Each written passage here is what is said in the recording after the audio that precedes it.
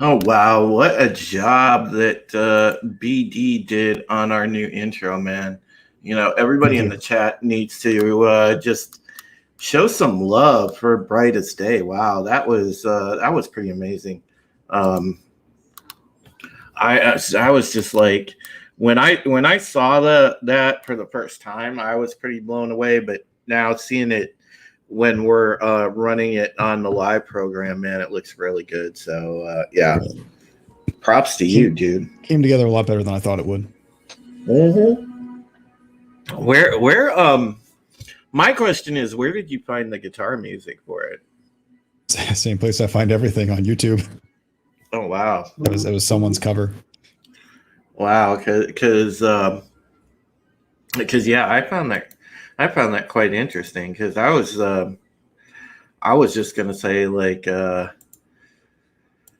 could I have like all the soundtracks. I was just gonna send you a track, but Oh, they'll definitely claim you for that.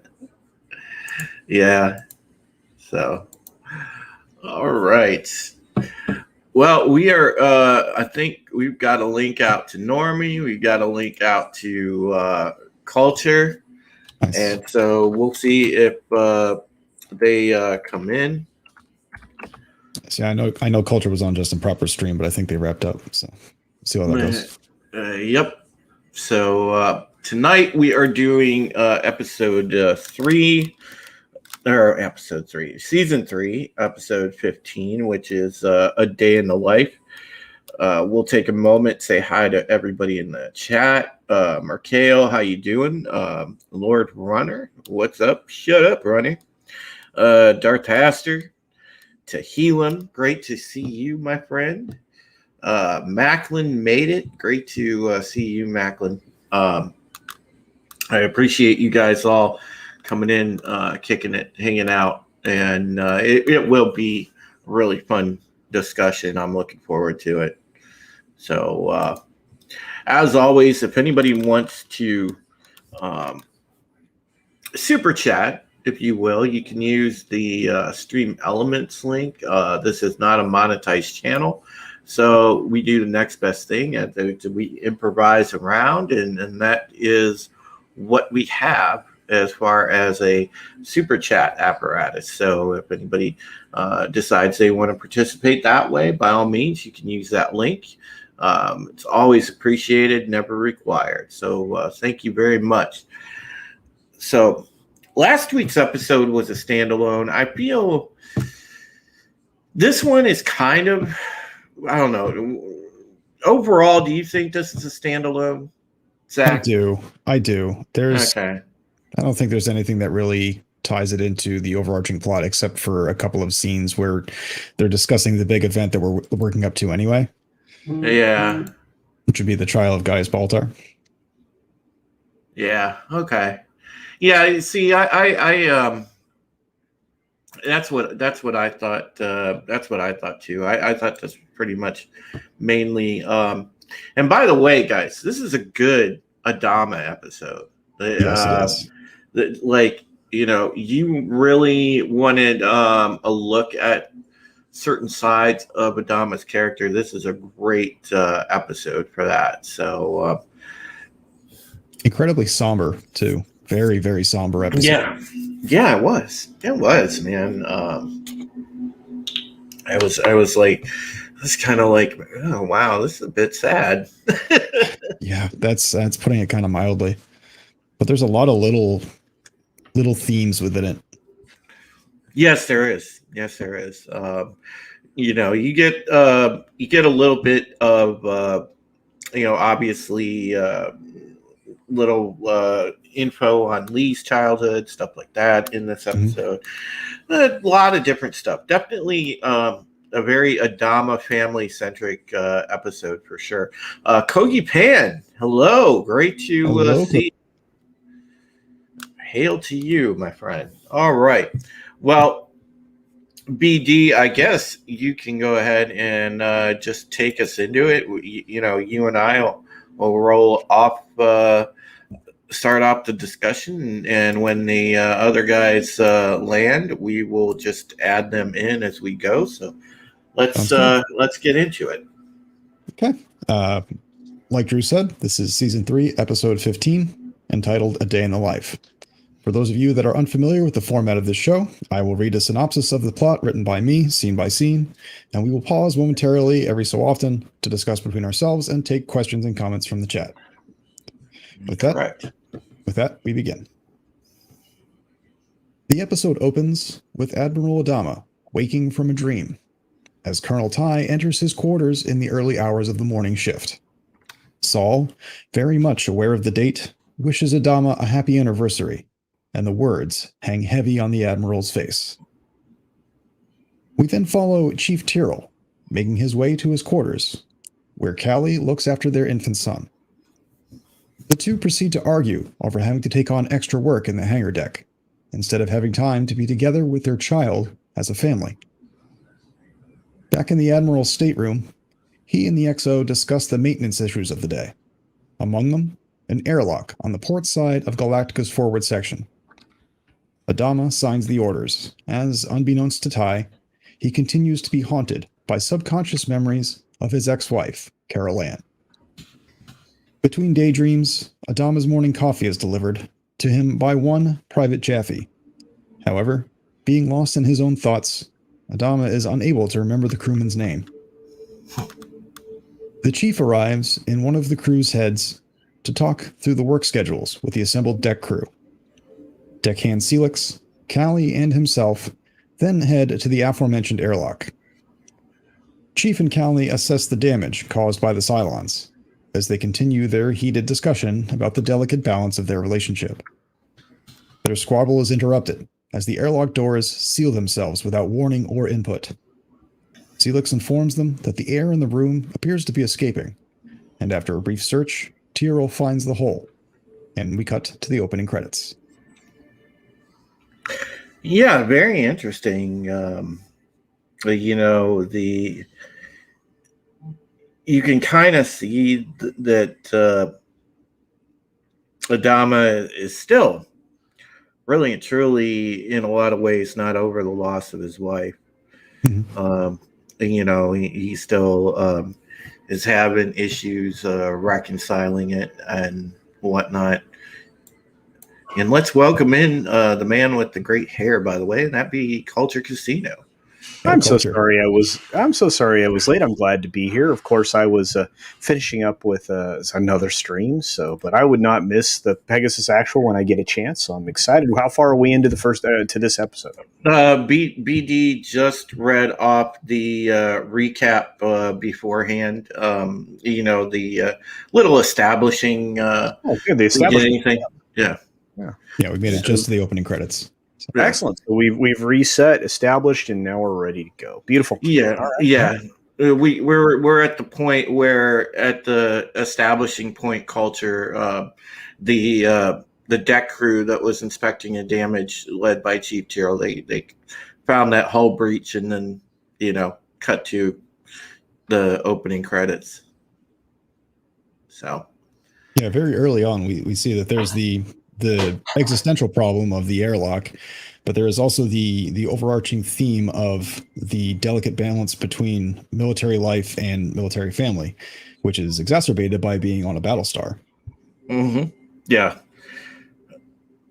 And we get this deep look into Adama's mind, and we see the demons that are still haunting, which they're touched on from time to time, but this is definitely a much more focused look at exactly what haunts him. Yeah, it really is. This is very much for the if you're a fan of the Admiral's character, man, this was a great episode for you. Sorry about that. Yeah, this was a great episode for you. So, all right, if you want to continue, BD, I'm going to step away and go and take this really fast. You guys have at it. I'll be right back. Sure thing. I will. I'll try to be a little slow about this one. Nah, we'll be fine. Go ahead. That's okay. After the intro, we rejoin Adama, deep within a construct of his mind, practicing memory exercises and conversing with his long-dead wife. Her image jabs playfully at Adama's relationship with Rosalind, calling out the, quote, godlike facades he's applied to both of them as Admiral and President. As Admiral and President begin their meeting in Galactica's briefing room, she confesses to a bit of cabin fever regarding Colonial 1, a condition he refers to as OBE, or overcome by events. Rosalind then hands him an agenda, and the conversation shifts to how to handle the fate of the infamous Gaius Baltar. After negotiating away other options, the two discuss the necessity, methodology, and inevitable difficulty around holding a trial.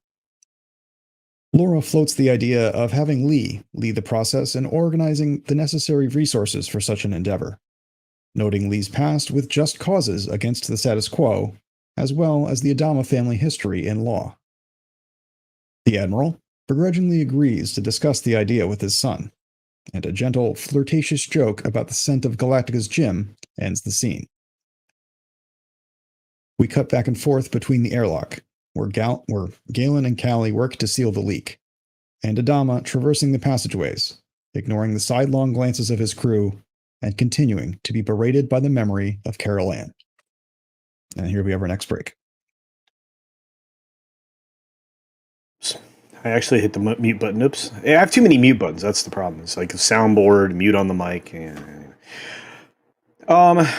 The entire thing with Carol Ann is like just this crazy consciousness that, or, you know, his not consciousness, but it's like she's like this little beguiling half devil, half angel that just tortures him throughout this entire episode. And apparently every single year, around the events of their wedding day. And, you know, he doesn't allow himself to forgive that. And of course, you know,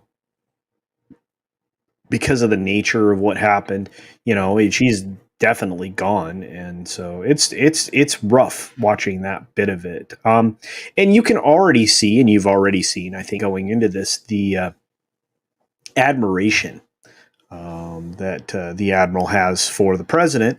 And also perhaps the romantic interest is starting to show. Mm-hmm. So I agree. Yeah. And you can also see how... Go ahead.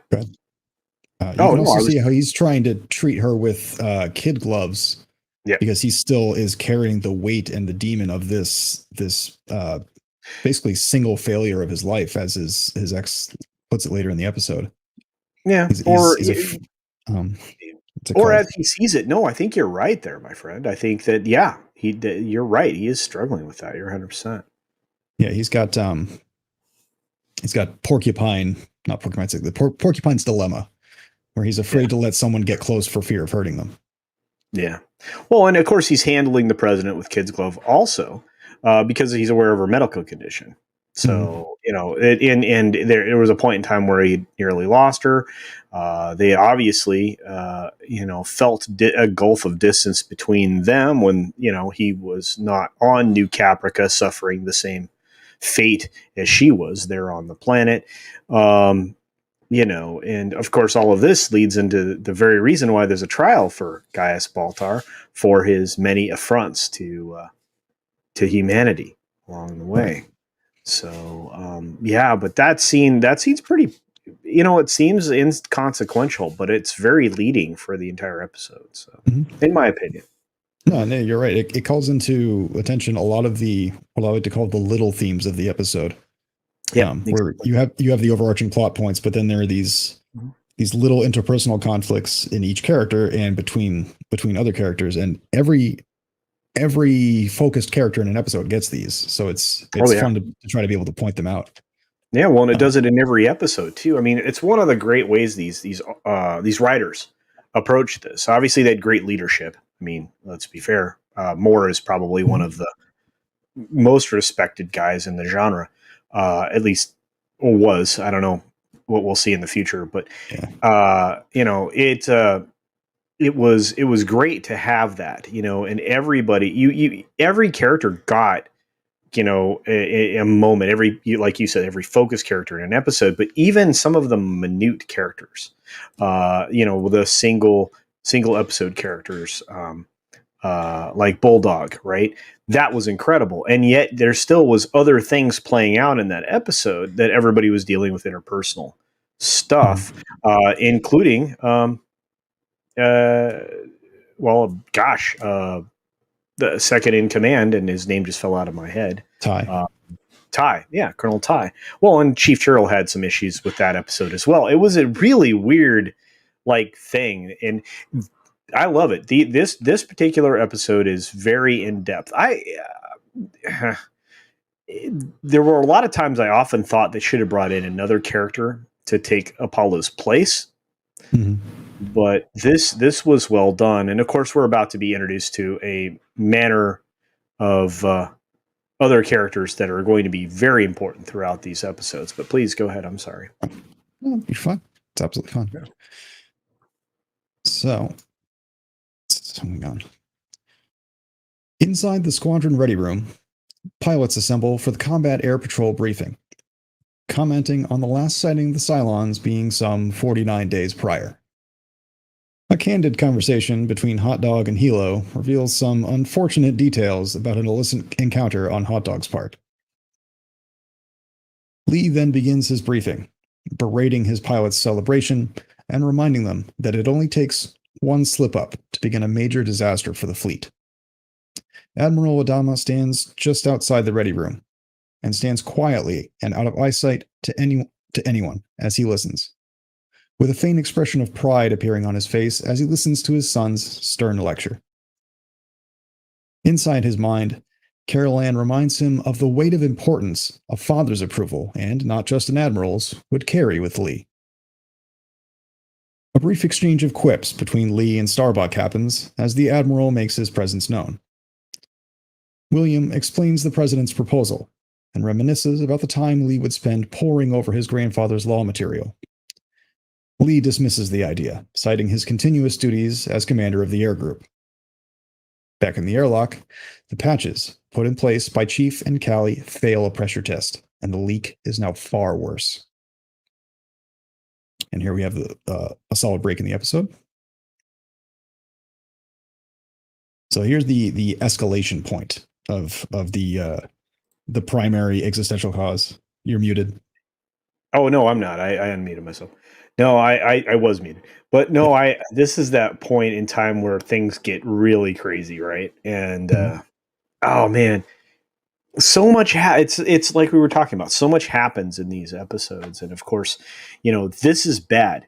Any kind of atmospheric change in any part of the ship, means you're going to lose the people that are in the part of the ship that's leaking. Right. It's an inevitability.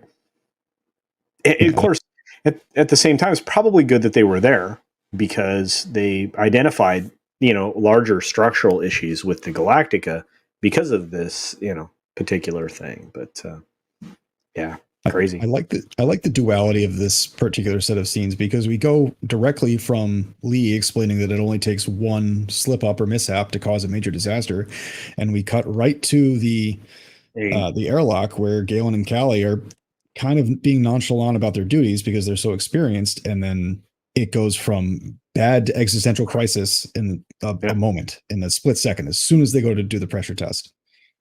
Which is insane. I love it. It's so well done. It's the exactly what he said could happen. I mean, it actually happens. It's so well, again, great writing, good storytelling. Immediate and again, payoff. Yeah, exactly. But it's short term. I mean, that's a short term one. We have a long term one. I mean, we have groups of episodes where it's a long term payoff. You have a couple of 3 episodes that are, medium term payoff, and then you have episode specific payoffs, and even scene to scene. It's really well done. Excellent pacing, as I believe most people would say. Mm-hmm. And it continues to play into the, like I said, the small trouble of finding the balance between family life and military life, because the entire reason that they're having these problems and not the entire reason things are accelerating is because they're not concentrating.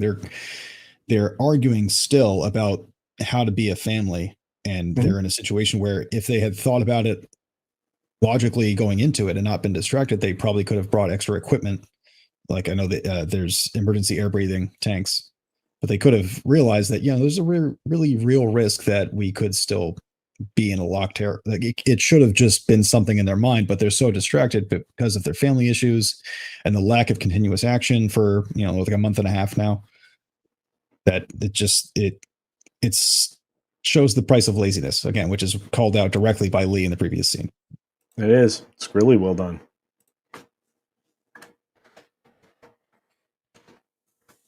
So, Adama, Lee, and Ty, escorted by Marines, make their way to Airlock 12. Immediately, the urgency of the situation strikes the Admiral. We then cut to the CIC, where the group rapidly runs through what options they have. The next thing we see is the closing side hatch of a Raptor, as Lee, Starbuck, and Athena prepare to exercise the only option left to them, an extraction from outside. In the airlock, Chief and Carrie don emergency air breathing suits, as the Admiral fills them in on the situation. He does his best to prepare them for the nearly impossible ask to jump through the vacuum of space to the waiting arms of Athena's Raptor. As the multi-purpose craft dances into position, and Galen readies the room for the explosive decompression, Callie loses herself to her emotions for a moment, thinking of her infant. She tells Adama her wishes as to the child's future care, should the worst happen, before embracing her husband. The moment of truth arrives. Apollo and Starbuck open the Raptor door, and Celix blows the explosive bolts that hold it shut. The airlock door impacts the waiting Raptor, and in the blink of an eye, Athena manages to realign her bird just as the two dangerously exposed humans come crashing violently through the hatch. The door seals, and although Galen and Callie are in rough shape, the gambit pays off. So that's a very rapid solution to that problem. It was, but it was one that had to be done and had to be done fast. And of course, now you have a gaping hole in the side of your ship you're gonna have to fix, or just never use again. Well, yeah, but in a military vessel, and when you have to make jumps, you need to keep your hull intact. You don't want to expose additional interior chambers to war damage if and definitely when you encounter more, Cylon resistance, or that's a point of incursion. Yeah. So, well, and think about it. I mean, the outer hull of that ship is integral into its protection. So if something stray were to get through there, it would get into the interior of the ship, and then you're going to lose whole compartments. I mean, not just one tiny little, And we're in the section of the ship that is probably most important as far as overall ship function, because you're in the forward section where the CIC is. Yeah, well, that, and you're also in the area where I think you're not near recovery, you're near launch, right? Mm-hmm. Those airlocks are near launch positions. Yeah. Yes. But it's in the alligator head portion. But it's You have the CIC, you have weapons near there because you have the underside cannons and all the ammunition that goes with those. There's a lot of danger right there. Yeah. And again, I mean, we saw what happens when somebody gets careless and a warhead gets loose inside the ship. Mm-hmm. Remember in previous episode, we lost, going way back, we lost 12 pilots? Yeah, in active attrition. That was actually, the statement is that they were lucky it wasn't a warhead. It was a comm drone. Oh, is that what it was? Oh, I thought it was a warhead. No, you're probably right. Yeah. Gosh, you were excellent on the lore. Jeez. That's where I was when I was doing my recap episodes. I stopped there. It's too bad that you failed basic flight. You know what I mean? Yeah, that was the joke last week, so I carry with it. No, yeah. So it looked like a warhead. It definitely looked like a missile, and I think that was on purpose. But the very next thing said, lucky it was just a comm drone and not a warhead. We would have lost the whole ship because that would have, it was crippled the ship to the point of non-use. Plus, lost pretty much everybody that could fight. Yeah, if the ship survived, they would have lost the port flight pod, which was their only flight pod. Well, they would have had to repurpose that museum really quickly, Larry. Right? They eventually ended up doing that, right? They repurposed it, but not for launch. I don't think they could. I don't think they could. I think whatever Oh they man, I did to just think convert it to a museum, they couldn't undo. don't you? I'm pretty sure they launched out of both. It's fine, but Yeah. I'll need to go back and watch now. But yeah, and I loved. Think about all those old Raptors, man. And it did surprise me that they didn't continue to build. And I know the other ship, The Pegasus. Pegasus, had a war manufacturing facility on board. Yep. And I know that the standard practice there was to part out the civilian vessels and leave them to fend for themselves. Yeah. In order to manufacture more, Raptors and Vipers. Vipers and other sustainables on the ship. That chick was nut bar. I loved those episodes though. So Yes, but anyway, absolutely. yeah, sorry, we diverted greatly, and I think that's in service of our fearless leader here. But That's fine. no, they did create a solution very quickly out of a badly and quickly escalating problem. So, Yeah. And I think that but it again, boils down to it being the only option they had left, because they very, very quickly were like, here's what would normally happen if we hadn't just taken all of this damage that disabled our redundancies and our manual overrides. Like, it's really literally shot to crap. yeah. Yeah. And like I said, I mean, you're taking an incredible risk. Number one, that the Raptor isn't blown out of position, right? Isn't pushed, actually not blown, but pushed out of position by the escape of the atmosphere. Number one. Number two, you're also taking the chance that they're going to actually, hit the deck of the Raptor so they can get the door closed, which they practiced a few times. I think that was indicated during, your description. And, number three, you had to make as quick a recovery of those people as possible. And the most important thing to do when you enter the vacuum of space is close your eyes, mouth, and cover your ears. Yeah, and FYI. I think so. In the hangar bay, they're timing the opening and shutting and resealing of the door, so they know exactly how long these people are going to be exposed in a perfect situation. I remember. Yeah. Hail, chat. Hail, just a normie is here, and sorry I had to step away, folks. I had to take that call. So, all right. It's okay. So we just caught up to Admiral Adama was made aware of the situation in the airlock, which had gotten worse. They immediately scrambled to come up with a recovery plan, and they execute the recovery plan. And Galen and Callie are now in the Raptor. All right. Then this, if correct me if I'm wrong, this had the scene where they temporarily were in space without suits. Right. It was like a matter of a second or two. Mm-hmm. In actual screen time. Yeah, this is where we could do the lovely comparison, folks. This wasn't the, oh, gee, they're going to just float through space like Leia. No, it was not that. No. It was real. I mean, this was very realistic. We were just talking about that because, Zach failed basic flight, so he understands that the vacuum of space will kill you. No,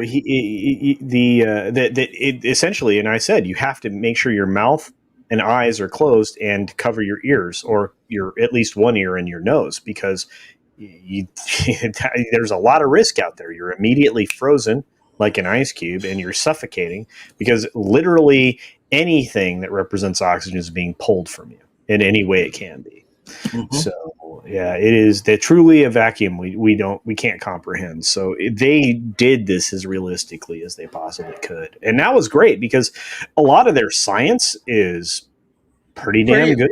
Yeah, it's pretty close. That's what I always liked when I talk to people about the things like the propulsion systems and things of that nature, and it's believable. Even the FTL drives were rather believable in principle, as far as propulsion.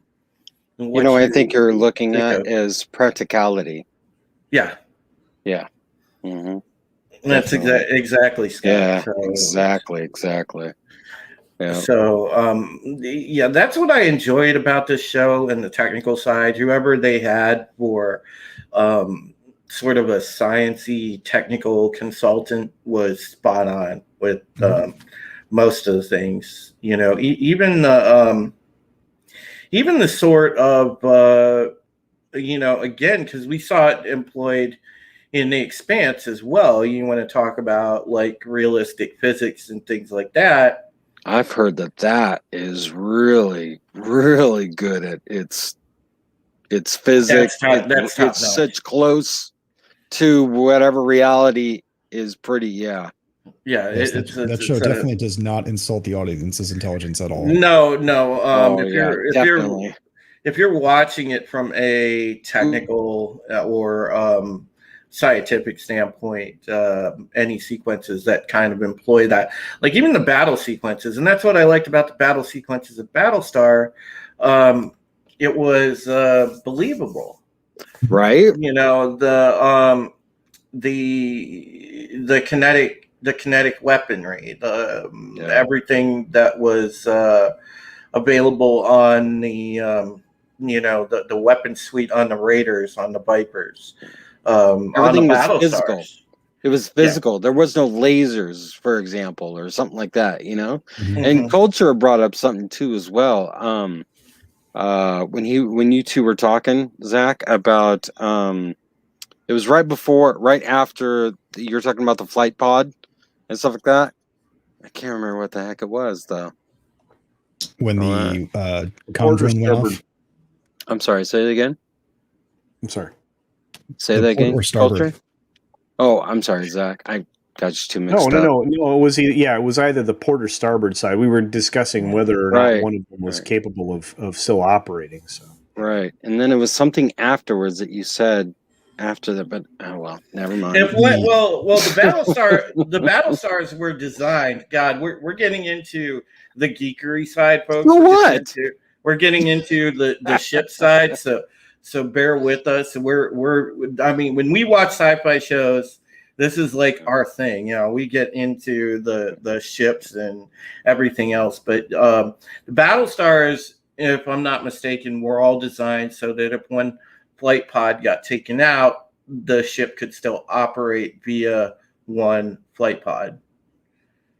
You know, it could still like launch squadrons and you know, run most ship operations that go on. You know how Drew talking about the flight pods and stuff like that. I remember, I think it was in the Misery, the first portion, stuff like that, when Starbuck is rescuing Adama and stuff like that. Yeah, and stuff like that.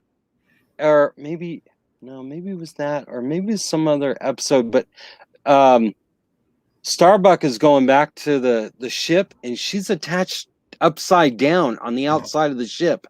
And he goes, "I've got nothing but toasters behind us." And that's it. You're thinking of season 2, episode 17, The Captain's Hand. They're in the middle of battle. I love that. And that's a great episode. And you know, they recall the Vipers, and she lands. Yeah. And that's one feature that the Pegasus had. Yeah. You know, that was Pegasus. Okay, gotcha. Yeah. Yeah. They had all right, like almost like a dual separated flight pod in one. So Vipers could come in and land, and you would see them like landing upside down, but they were still you know. Now I remember, Drew, what Culture was talking about, that he was mentioning that how Pegasus had a manufacturing facility for Vipers. I thought that they converted that other flight pod when Pegasus came on board, and they somehow supplemented or brought in some type of facility for Battlestar Galactica to be able to manufacture its own parts for its Vipers. No, the Pegasus, as they were going along, it was pretty much understood that you know, when they would get resources, whatever, that they would also replenish the Pegasus Viper factory, essentially. And that is why at one point you see that you can clearly see that Galactica, had a lot more Mark 7s. Right. And Yes. and Yeah. and Of course, that yeah. and that is why because of the Pegasus manufacturing facility, it kept the fleet supplemented with Vipers. Right. Because there's an episode they even mention it where Rosalind said, we need to keep the Viper manufacturing facility going too. Right. I can't remember offhand what episode that was, but she directly mentions it. The thing is that kind of bothers me about that whole situation is they had the ability of manufacturing missiles, battery systems, bullets, and so on and so forth, but they didn't have the ability to manufacture new Vipers or at least spare parts for them. Galactica did not. Galactica was only capable of manufacturing her own ammunition. Mm-hmm. That was The it. Mercury class is a much bigger vessel with much more Right. capability. Oh, of course. Yeah. Yeah. That was kind of a reset point for the series when Pegasus is introduced. Yeah, it really was.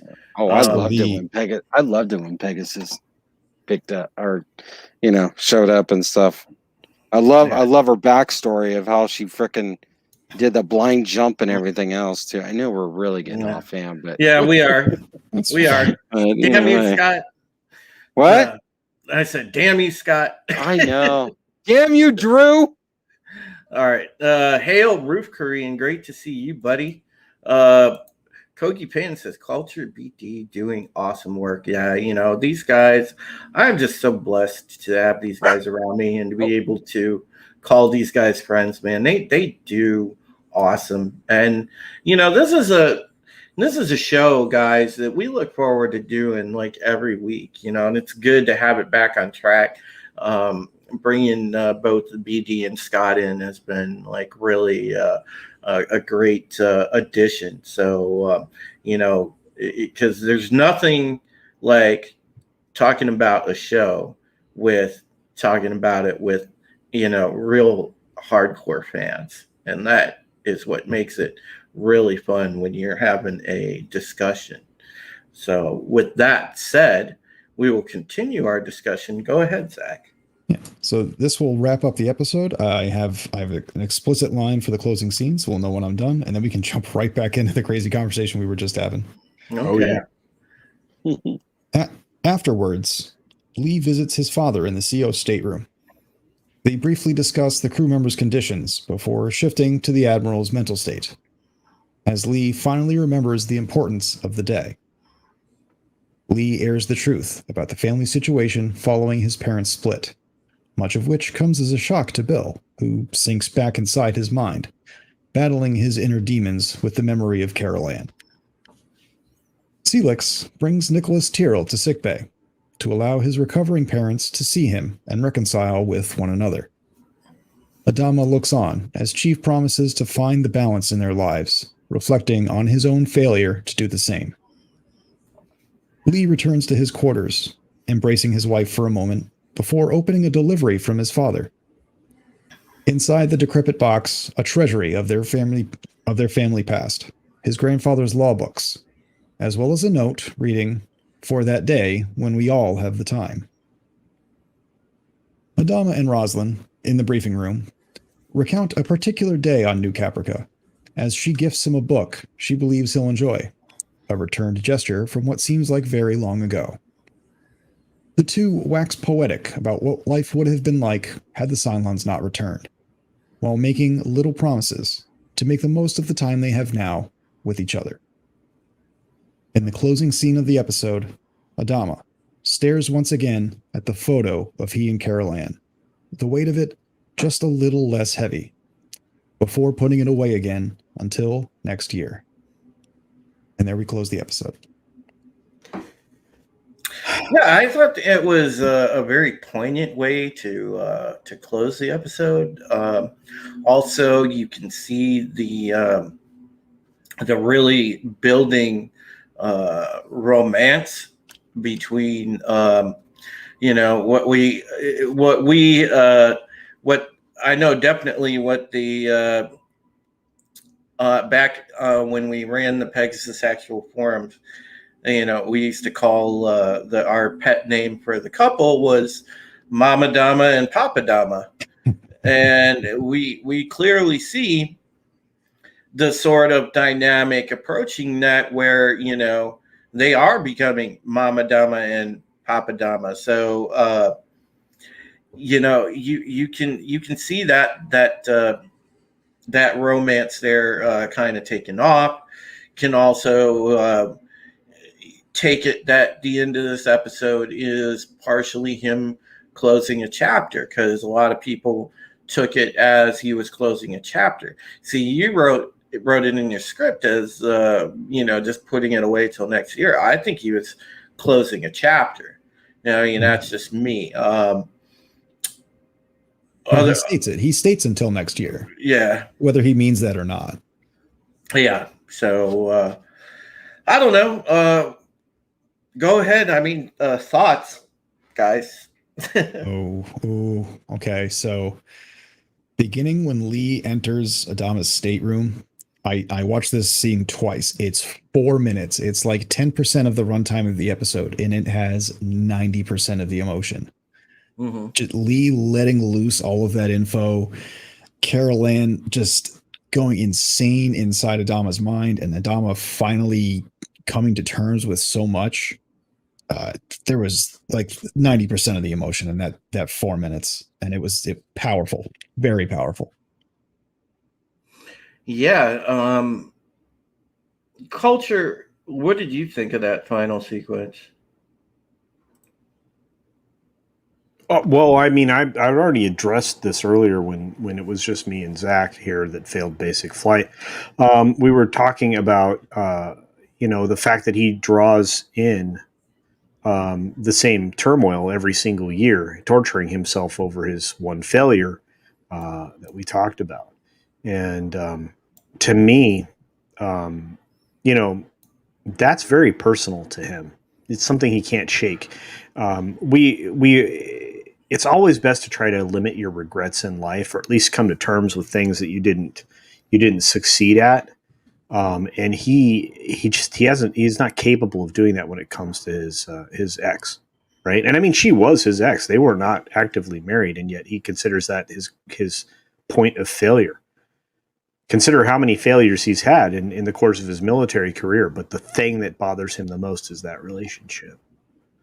So yeah, I mean, it's very telling. I mean, he's an incredibly decisive person. I mean, the character is, of course, but he's very decisive. He's self-assured in almost every way, and yet this is the thing that bites at him.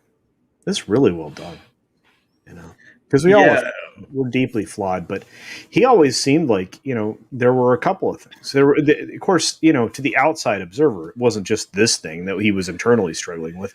It was also his tendency to find favor with certain people, or favor, I should say, not find favor, but actually favor certain people and treat them as family members.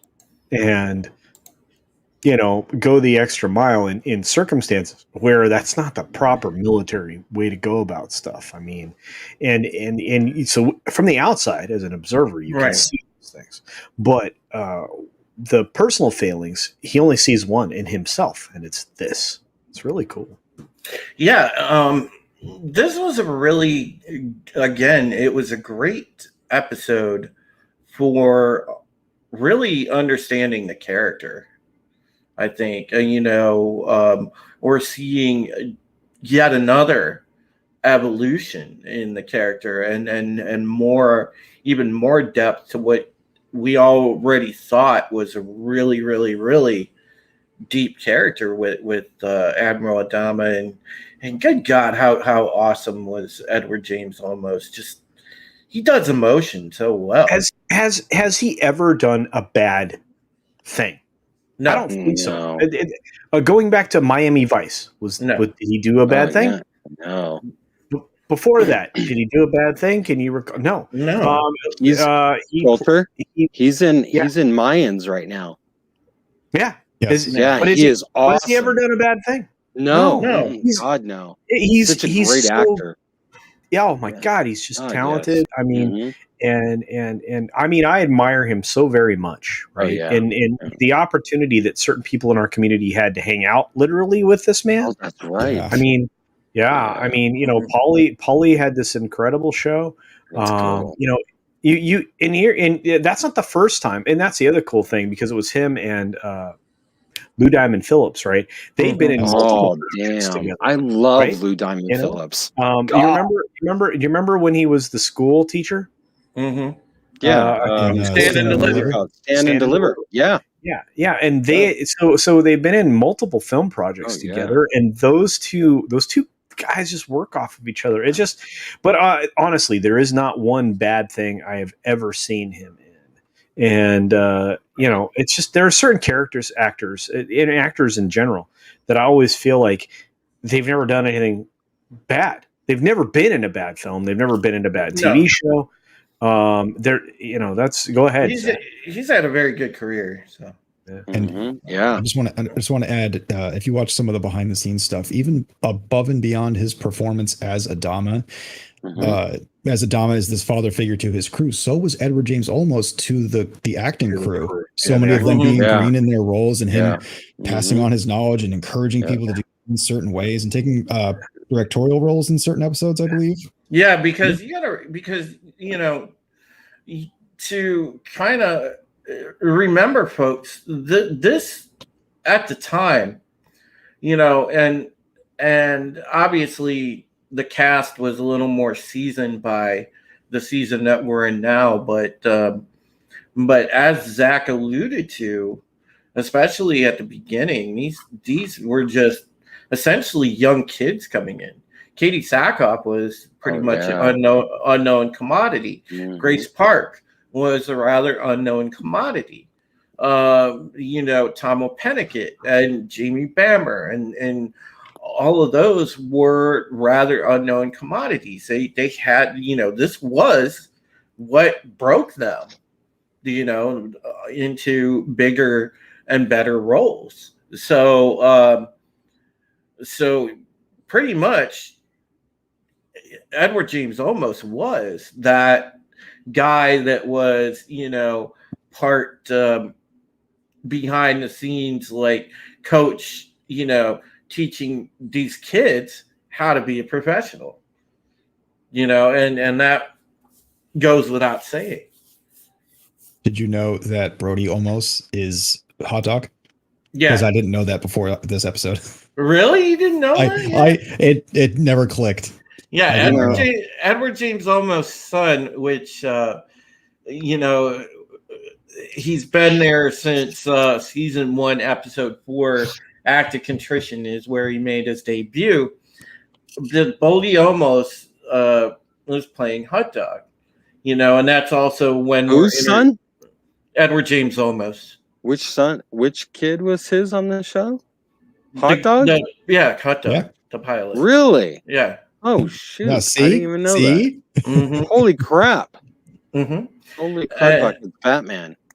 And in that episode, way back in season 1, we were also introduced to Kat, Luciana Caro. Really awesome performance in this entire series. And a case that we talk about quite often watching this is, supporting characters becoming so much more than just a supporting character. They take on a life of their own, and they really become, gain prominence. And that's what I liked about this show, because it organically grew supporting characters as well. And that was a little bit different, because a lot of times, traditional TV formulas, there was just, I don't know, the 4 or 5 main characters, and then that was it. You didn't get a whole lot of growth out of your supports. Man, you got a huge ton of growth out of supports, because they got very prominent featuring roles in a lot of the story. So yeah, it was really awesome. Rick Korean had a comment here. You want to go ahead and read that, Culture?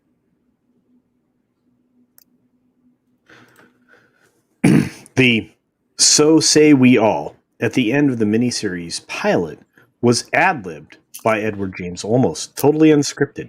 He did it to get the cast to perk up. They were worried the pilot wouldn't have been greenlighted. Yeah, no, you know what, Roof Korean? Yeah, I mean, I've heard that story multiple times. It's very true.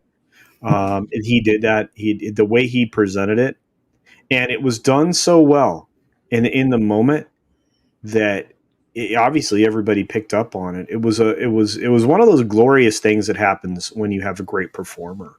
I've seen moments that have been ad-libbed, in stage performances and things like that. And those are truly great moments because then they just kick into what should be the natural ending of that, and it sometimes it surpasses what was actually written, and in this case, obviously. But well done, Roof Korean. Thank you, sir. Yeah, man, awesome comment. All right, well, I guess we'll go around. Yeah, real quick. Just throw my 2 cents on that. I was actually, as much as I liked the actor that plays Adama and stuff like that, I was kind of really skeptical of him filling in the role as being the captain and all that stuff. You know what I'm saying? And stuff. And just because it wasn't, I've never seen him in sci-fi, so I didn't know if he would be able to step into that. You know what I'm saying? And like you said, most of the crew and most of the actors that were in it, except for him and Rosalind, are seasoned actors and stuff like that. Everybody else was pretty green. But I think for the most part, for them being as green as they were really great on screen, period, no matter what. Yeah. And many of them went on to, granted, not all of them went on to greater things, but people like Katie Sackhoff has had a really rich career, and I kind of hold her up there with the Sigourney Weaver of sci-fi, of what Sigourney Weaver was back in the 80s. Because and she embraces it and stuff, and she's a badass, dude. Hail Darius Munchausen.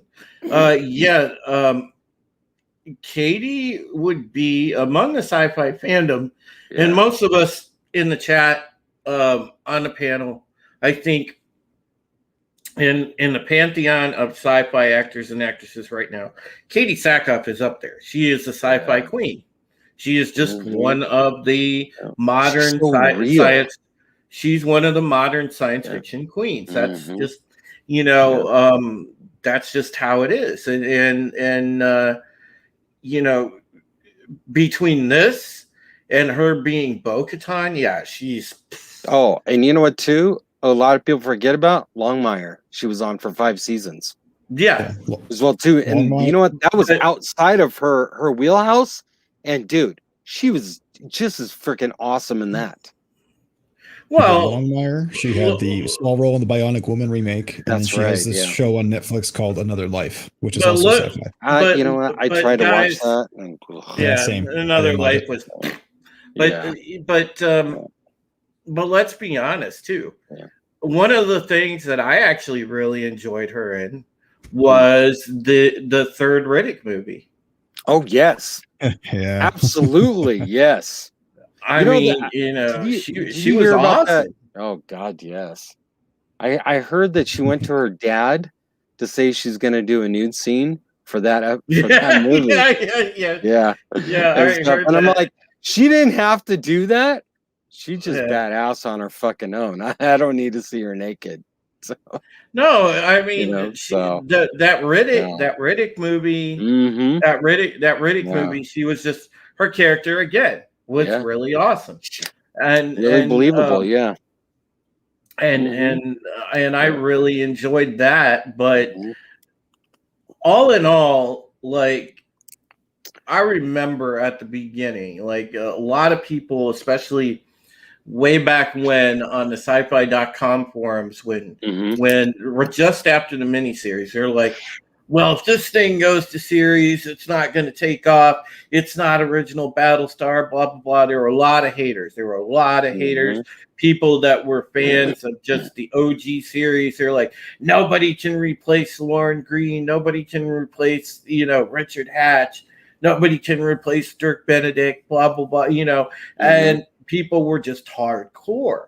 And there was like, it was just there was a lot of hate at the beginning. And then a couple of years later, bam, the series drops. And it's just like, it shut most all of those up. I'd say everybody almost, yeah. There were still a few. But man, when that first episode 33 dropped, it just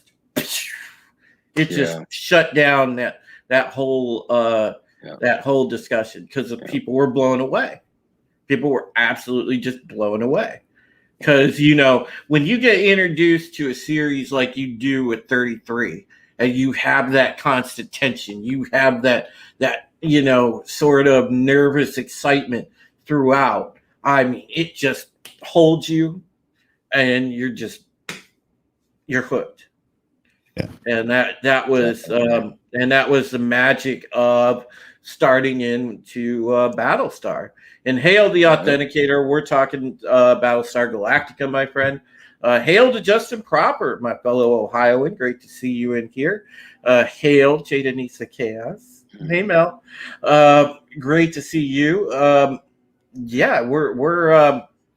We're having our normal Thursday discussion here on Pegasus Actual, and man, it has just been an awesome episode.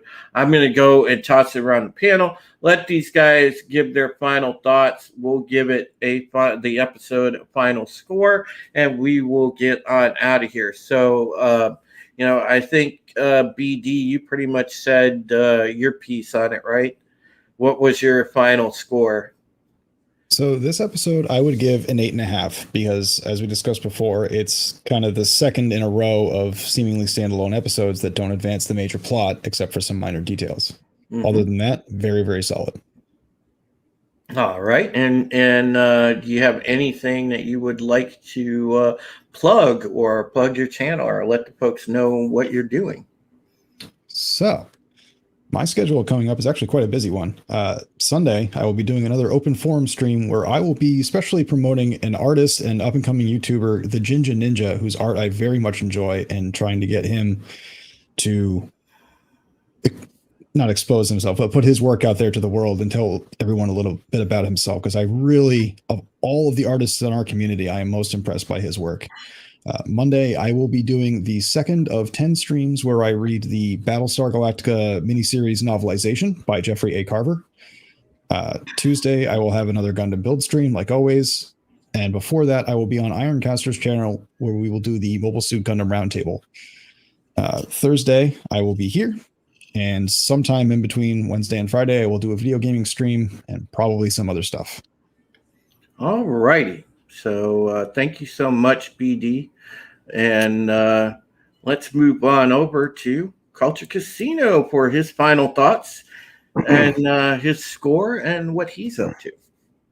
Well, I agree with BD. 8.5 easily.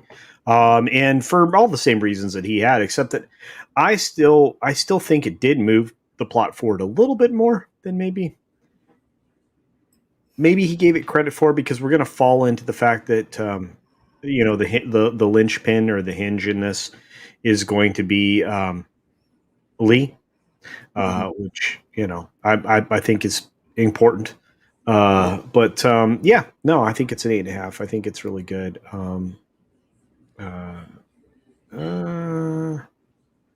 Maybe. Is that a thing? Does that happen? Yeah. Okay. So, well, you sometimes have throw-ins, right? Like if you're trying to get an actor to do a particular role in your film and you can't give him all the money that he's normally going to get, you'll negotiate with him like a throw-in, like, okay, well, we'll do this project with you, or we'll, help you with this project or whatnot, and we'll pay you. and sometimes you have make goods, right? Where they did you a favor, so you're going to try to make good, so you give them standalone episodes, stuff like that. Writers are already prepared with a lot of that going in. They already know that like they need to do a make good for X character, but there's also stuff that's that's not necessarily contractually obligated, but they have to fill in the story because they only have 5 or 6 major plot points throughout, maybe even less, throughout the entire run of a series. And back then we were doing how many episodes per season? Quite a few. There were 20 plus. Yeah, see, now when we get like 12 episodes of something, we're like, holy crap, this is amazing, because everybody got used to these premier or premium television services offering 8 or 10 episodes. And and so everybody else is kind of winding back their 24 or 26. You have to think about it. It used to be what we got. We had the full television schedule with very few replays or, right. Similar, in between from the beginning of, or the end of summer, the fall television cycle, all the way into the spring. And then the summer was the doldrums, right? Well, now you have like mid-season starts for some shows, stuff like that. Yeah. I just, when Roof Korean brought up that comment, I didn't actually know that was a thing, like contractually. Carl Weathers did negotiate it in The Mandalorian, but he's not the only one. I mean, there's a lot of that goes on. Not to mention the fact, he was kind of, doing people favors. And that's the problem is, Hollywood still trades on favors and trades on some other stuff that's like a little unsavory. So, yeah. But getting back to this episode, 8.5, I think is a very good score. As far as promotion, hey, I'm about to go hang out with Drew and Comics Division and some other really great voices on Throwdown Thursday, where we are going to talk about some very controversial subjects. And hashtag Dick's Division.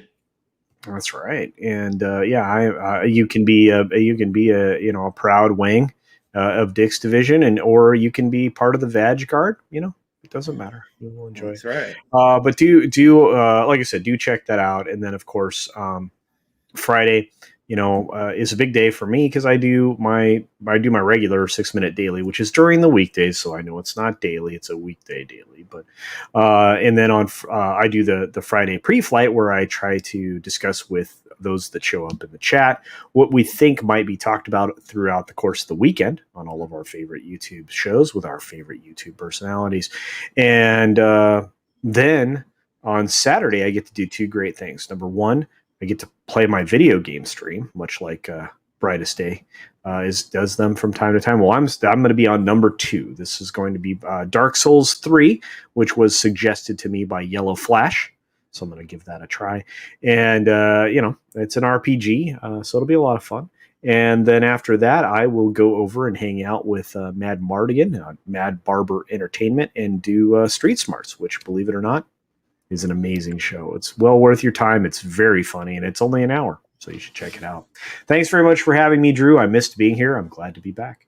Yeah, absolutely, Culture. It's not the same without you, buddy. It's just, dude. I miss Raquel. You bring that vibe. Yeah, we all do, but hey, Scott, what do you got going on, and what's your score for the episode, and what did you think? To be honest, I don't really remember the episode too much. I'm sorry, everybody. I'll give it a 10 because I couldn't remember it. So, but okay, I don't really got. I know, right? I'm not a boomer. I'm 46. I'm a Gen Xer, man. Jeez. He's not a boomer. He's an Athena. I'm cool with that. That's right. Yeah. I don't really got much going on and stuff. I've got to reduce my output and stuff to probably about 3 days a week. I am doing a series of things, but I'm actually gonna buy my first comic and stuff. I'm gonna get Judge Dredd. Nice. issue 1, and I'm going to read it and get my opinion. My buddy Night 5 End is going to get me that and stuff, and I'm trying to figure all that out. But yeah, so I've had to go back to work full time, back in the office and stuff, and so I can't crank out as much as I can. So and all that. He said crank out. You crank out, I know. Well, like 5 days a week, it's hard, man. It's hard. And stuff. So, but well, that's all right, because Brightest Day was talking about exposing people. Exposing people. Yeah, like getting people to expose themselves. Oh God. Yeah, so you know, and yeah, so I wish I could do a little bit more, but I've been losing a lot of subs lately and stuff because of YouTube and their crap. So anybody that can sub, make sure you're still sub to me. I've been helping out a lot of people with banner work and for their channels and icons and when I can, and just trying to help the smaller channels grow and stuff. I'm not in this game to make money. I'm in the game to just have a little bit of fun and enjoying the community and all that. So, by the way, hi, Culture. Well, by the way, hi, Scott. Oh man, you guys! Thank you so much, Darius, for the 250. Appreciate that. Hey, you know what? Hey, Culture, when are you gonna bring out your hydroponic video? You promised. Dude, okay, so look, this weekend is 1,000 dedicated to the studio because I have some upgrades to do. Yeah, but believe me, the boss has been on me because there's like a growing cycle that we're going to try to get back into with tomatoes and stuff. Cool. So so it'll be there. You'll get it because, like I said, I mean, you have to refresh that thing like every year or so, and gotcha. Get it all cleaned up and cleaned out. And the last time it was running, I had an eggplant take over like everything. And I mean, it ran through all the drains and, because I was, eggplants like their legs wet. So if you keep them wet all the time, they just grow like crazy. Wow. Tomatoes don't usually like wet legs, but some of the heirlooms, depending upon which ones you pick out, like Indian Reds and stuff, they don't mind having wet legs, which means they're in water all the time. But yeah, I think with the tomatoes this time around, I'm gonna plant them in the top tier of the 4 tiers. And no kink shame here. Yeah, no shit. Yeah. And I'm going to. Everybody's going, what the hell are those two talking about? Hydroponics, yeah. Yes. Anyway, and so actually, I'm going to try to tomato tree in Indian Red heirloom tomato, so that way I can get a useful yield. So anyway, we can talk about crap. As we get into full innuendos and crazy kinks, as somehow it wasn't kinky shit. It was real. Somehow always this happens with my friends, folks. This always happens when I'm around my friends. I'm used to it. But no, really quickly, just want to say, we got a good episode coming for next week. Next week's episode is going to be Dirty Hands. And that is a very interesting one with, where they have... it's a whole debate. Like, it gets into a really big life debate, because that's the one culture where it gets into talking about factory working conditions, and we get into the whole strike with that. Somehow Tyrrell winds up leading a strike again. I mean, and it's pretty crazy. So make sure that you check out that episode next week, because it's actually one of the most interesting ones. And then, God, we got a great one for you the week after that, because we're going to get into an episode that has a very big, major character death. So the next 2 weeks are going to be really fun discussions. And then after we get through those 2 episodes, we get into the sort of the wind down of the season, which will be episode 18 and then episode 19 and 20, which will be a 2-parter. Look who's in the chat. Look who's in the chat. I see. It's the Wake Down. Oh, my God. What's going on, Wake?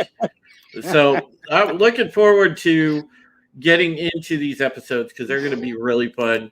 Of course, it's going to culminate with that big event, the Trial of Baltar. Looking forward to that. So we are working our way there. All right. Well, what are you laughing about, Scott? Huh? You all right? I'm just looking at that because Culture popped on the thing. He's all doing hand stuff, so. And then went back to what he was. Well, we actually clap here. We don't do jazz hands. Why not? Because we're not in the cult of Dem, so we don't do that. You should have clap. Here. Some of Drew, us bend over, baby. All right. So thank you, folks, again for tuning in, and we will see you next week. Take care of yourselves and each other. So say we all. So say we all.